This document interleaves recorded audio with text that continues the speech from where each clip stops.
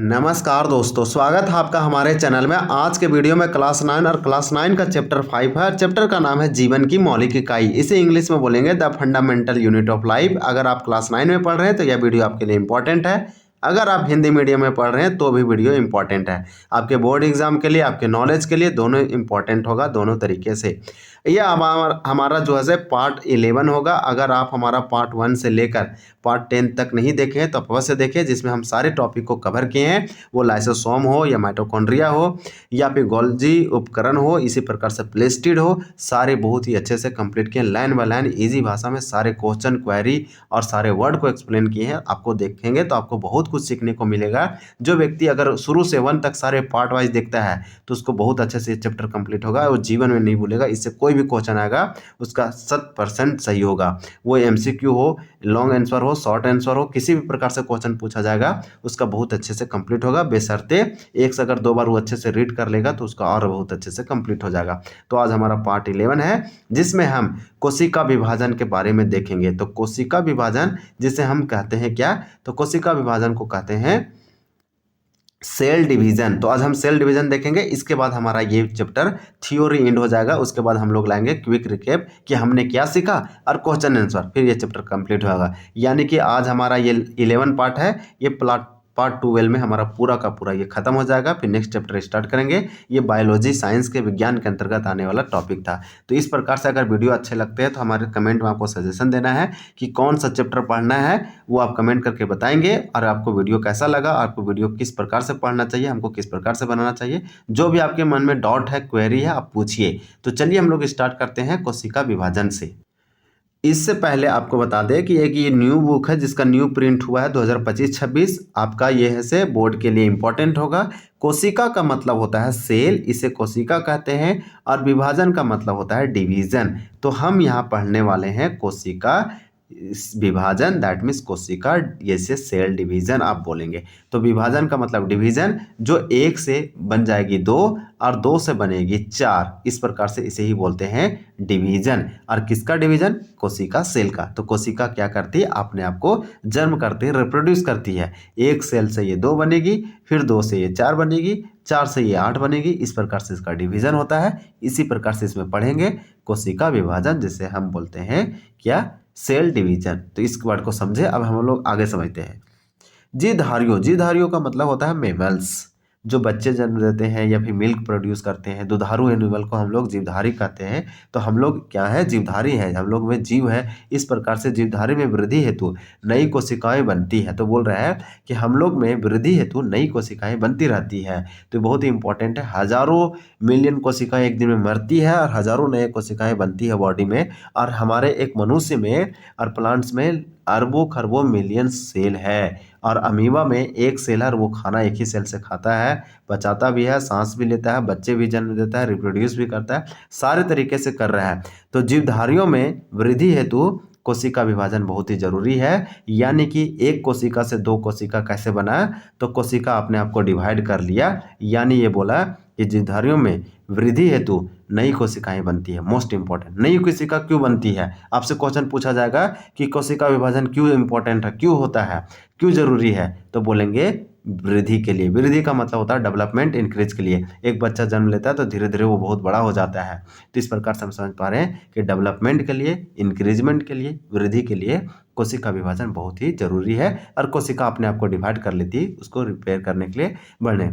देखिए, पुरानी मृत, या तो पुरानी, या तो मरी हुई, या तो क्षतिग्रस्त। कोई व्यक्ति इंजर्ड हो गया, एक्सीडेंट हो गया, उसका डैमेज हो गया पूरा सेल, बॉडी, हैंड, या फिर व्यक्ति कोई से किसी का डेथ हो गया। तो ये बोल रहा है कि मरी हुई कोशिकाएं या तो क्षतिग्रस्त कोशिकाओं का प्रतिस्थापना और प्रजनन हेतु युग्म बनाते हैं। यानी कि जो कोशिकाएं क्षतिग्रस्त हो गया है, वो क्षतिग्रस्त होने के बाद धीरे धीरे वो किल हो जाएगा, खत्म हो जाएगा, और इसके जगह पर एक नया कोशिका बन के आ जाएगा। यही बोला कि पुरानी मृत कोशिका के जगह पर एक नया कोशिका बनती है, और जो क्षतिग्रस्त है उसको रिपेयर करते या तो उसका जगह पर रिप्लेस होती है।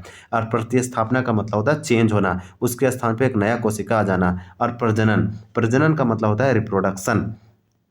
रिप्रोडक्शन के लिए भी इम्पोर्टेंट है, युग्मक बनाते हैं। युग्मक का मतलब जायगोट बनाते हैं। इसी प्रकार से बोला है कि कोशिकाओं के बनने की प्रक्रिया, जो कोशिका यानी कि सेल बनने का जो प्रोसेस है वो कोशिका विभाजन कहते हैं। सिंपल, बहुत ही अच्छा लिखा गया और बहुत ही अच्छा है। यानी कि सेल बोल रहा है कि सेल विभाजन किसे कहेंगे, सेल डिवीजन किसे कहेंगे। कोई भी पूछेगा तो आपको क्या बोलना है कि सेल बनने की प्रक्रिया, the process of formation of cell is called cell division. यानी कोशिका बनने की प्रक्रिया को हम कहते हैं कोशिका विभाजन। कोशिका बनेगा कैसे, कोशिका तो एक है, तो कोशिका बनेगा कैसे, ये कोशिका डिवाइड करेगी, विभाजन होगी। इसलिए बोल रहा है कि कोशिका बनने की प्रक्रिया को कोशिका विभाजन कहते हैं, क्योंकि कोशिका बनने के लिए इसको डिवाइड होना पड़ता है, विभाजित होना पड़ता है। अब यहाँ बोल रहा है कि कोशिका विभाजन के दो प्रकार, आपको याद रखना है। कोशिका विभाजन के कितने प्रकार, दो प्रकार होता है। इसके दो टाइप होता है। कोई भी पूछेगा कोशिका विभाजन सेल डिवीजन का, सेल डिवीजन के दो टाइप होता है। कितने, कौन कौन होता है, तो एक को बोलते हैं सूत्री विभाजन और दूसरा को बोलते हैं अर्धसूत्री विभाजन। ये देखिए दो प्रकार की कोशिका विभाजन की प्रक्रिया है। तो आप चीज़ों को यहाँ से अंडरलाइन कर लीजिए, या फिर हाइलाइटर है हाइलाइट रखिए, या तो पेंसिल से हाइलाइट कीजिए कि नई कोशिकाएं बनने की प्रक्रिया को कोशिका विभाजन कहते हैं, सूत्री विभाजन, अर्धसूत्री विभाजन। ये दो प्रकार की कोशिका विभाजन की प्रक्रिया है। अब देखिए इसे इंग्लिश में सूत्री विभाजन को माइटोसिस डिवीजन करते हैं, माइटोसिस डिवीजन। और अर्धसूत्री लिखा हुआ तो अर्धसूत्री को मियोसिस बोलेंगे, मियोसिस डिवीजन। तो कितना इंपॉर्टेंट है और कितना अच्छा है कि आपको बताया कि सेल डिवीजन के टू टाइप है, और सेल के जो बनता है फॉर्मेशन होता है उसी सेल डिवीजन कहते हैं, कोशिका विभाजन कहते हैं। और इसके दो है, विभाजन का मतलब डिवीजन, विभाजन का मतलब डिवीजन। ये सूत्री है मतलब ये माइटोसिस है, और ये बहुत ही सिंपल है। अर्ध मतलब होता है मियोसिस। तो इस प्रकार से जैसे सूत्री विभाजन, अर्धसूत्री विभाजन। तो सूत्री में आपको देखिए सूत्री का सूत्री ही लिखना है, बस यहाँ पे आगे अर्ध लगा देना है, तो इसका दूसरा वाला टाइप हो जाएगा। ये बहुत ही इंपॉर्टेंट हो गया। आपको हम डिटेल से बताएं, नहीं समझ में आया तो आप फिर कमेंट में कर पूछेंगे हमको। कोशिका विभाजन की प्रक्रिया जिससे अधिकतर कोशिकाएं वृद्धि हेतु विभाजित होती है उसे अर्धसूत्री विभाजन या सूत्री विभाजन कहते हैं। तो आपको याद रखना है कोशिका विभाजन की प्रक्रिया जिसमें अधिकतर कोशिकाएं वृद्धि हेतु विभाजित होती है। यानी कि बोल रहा है कि कोशिका विभाजन या फिर सेल डिवीजन की वह प्रक्रिया जिसमें कोशिका तो डिवाइड होती है, 1 से 2 तो बनती है और 2 से तो 4 बनती है, लेकिन ये किस लिए हो रहा है, तो ये वृद्धि के लिए हो रहा है। मोस्ट इंपॉर्टेंट, जब वृद्धि के लिए होगा, इंक्रीज के लिए होगा, बढ़ने के लिए होगा, तो उसे ही सूत्री विभाजन कहेंगे। बहुत ही सिंपल है। चलिए देखते हैं, आपको डायग्राम से समझाते हैं। देखिए यह है सो एक कोशिका है, ये कोशिका के अंदर जो आपको फुलझड़ी के जैसा दिख रहा है ये वाला, इसे हम इसे क्रोमोसोम्स बोलते हैं। ये क्रोमोसोम है। क्रोमोसोम कितना होता है मनुष्यों में, तो 46 होता है, पेयर में 23 होता है, आपको याद रखना है।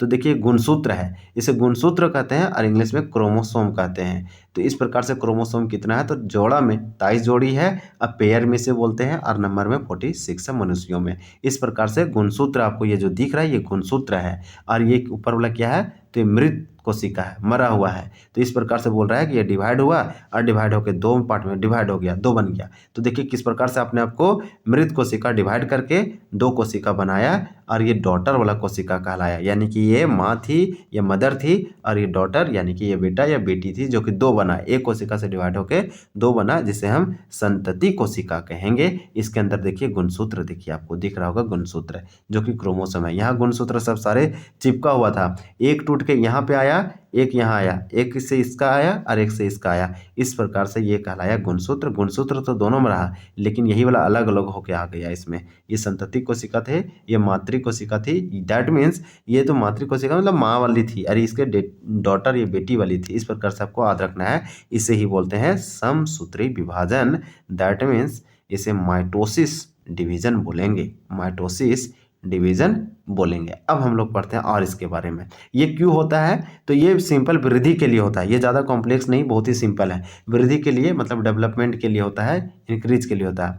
फिर बोल रहा है इसे विभाजन कहते हैं। इस प्रक्रिया में प्रत्येक कोशिका, जिसे मातृ कोशिका भी कहते हैं, देखिए प्रत्येक कोशिका जिसे हम मातृ कोशिका यानी माँ वाला कोशिका बोल रहा है कि मदर वाला, तो मदर सेल जो है वो विभाजित होकर दो समरूप संतति यानी डॉटर कोशिका बनाती है। तो संतति मतलब उसके संतान, और मातृ मतलब माँ। तो माँ वाला कोशिका जो है, यानी बोला ना कि इस कोशिका, इस प्रक्रिया में जो प्रत्येक कोशिका यानी हर कोशिका, जिसे हम मातृ कोशिका बोल रहे हैं, ये मातृ कोशिका अपने आप को विभाजित करेगा, डिवीजन होगा और दो पार्ट में बटेगा। और बोल रहा है समरूप, यानी कि दोनों समान एक जैसा, और दोनों एकदम समरूप रहेगा, और क्या बनेगा, तो संतति कोशिकाएं बनाती है। मोस्ट इंपॉर्टेंट, तो आप यहाँ से अंडरलाइन कर सकते हैं, मातृ कोशिका से यहाँ तक। फिर लिख रखा है संतति कोशिकाओं में गुणसूत्रों की संख्या मातृ कोशिका के समान होती है। मोस्ट इंपॉर्टेंट लाइन है। ये क्यों इंपॉर्टेंट है, आपको ये डिफरेंस बताएगा ये दोनों में, आपको ये दोनों में डिफरेंस बताएगा कि संतति कोशिका, ये मतलब कि समसूत्री कोशिका, अर्धसूत्री कोशिका में यही वाला जो है से पूछा गया था पिछले साल एमसीक्यू में। 40 एमसीक्यू पूछा जाता है, आप जानते हैं। इसी प्रकार से एक क्वेश्चन यही पूछा गया था, और ये आपका लिखने वाला में भी पूछा जा सकता है।